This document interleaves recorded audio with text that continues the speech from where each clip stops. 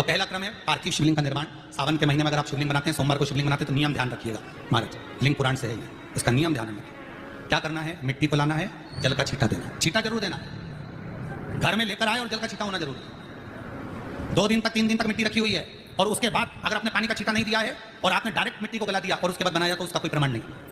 जल का छींटा अवश्य, फिर उसको रख दें।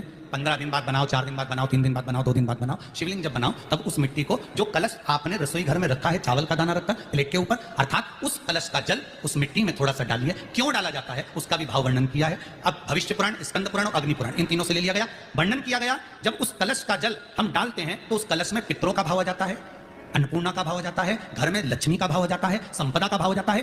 पूरे 24 घंटे के अंदर एक क्षण के लिए रसोई घर में 33 कोटि देवता आते हैं, तो वो देवता का सारा भाव उस कलश के अंदर आ जाता है। और वो जल जब हम उस मिट्टी में मिलाते हैं तो गंगा, यमुना, सरयू, सरस्वती, ये 33 कोटि देवता में, तो इन सब का आनंद उस जल में आ जाता है। और वो जल जब हम मिट्टी में मिलाते हैं तो मिट्टी पवित्र हो जाती है, स्वयं कैलाश अधिपति को स्वीकार करने के लायक हो जाती है, निर्मित करने के लायक हो जाती है। शिवलिंग का निर्माण। अब शिवलिंग का निर्माण कैसे करना, मिट्टी में गला दिया पानी में। सबसे पहले शिवलिंग बनाने से पहले पात्र जो होता है उसके नीचे एक बेलपत्र रखी जाती है।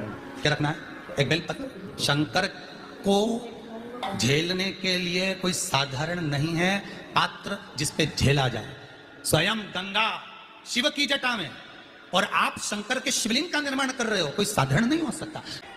क्या क्या सामान चढ़ेगा वो आप लोग लिख लीजिए। 1 लोटा जल, 21 दाने गेहूं के, 5 कमलगट्टे, 108 चावल के आखे दाने, वैसे तो सबको याद होंगे पहले के भी, 108 चावल के दाने, आखे मतलब से, 21 काली मिर्ची, 1 चुटकी काली तिल, 1 धतूरा, 7 बेलपत्र, 7 शमी पत्र, 7 लाल फूल, गुलाब के मिल जाए तो श्रेष्ठ है, नहीं तो कोई लाल फूल दूसरा मिल जाए वो भी श्रेष्ठ है। 7 पुष्प सादे जो पूजन में चढ़ाने के लिए,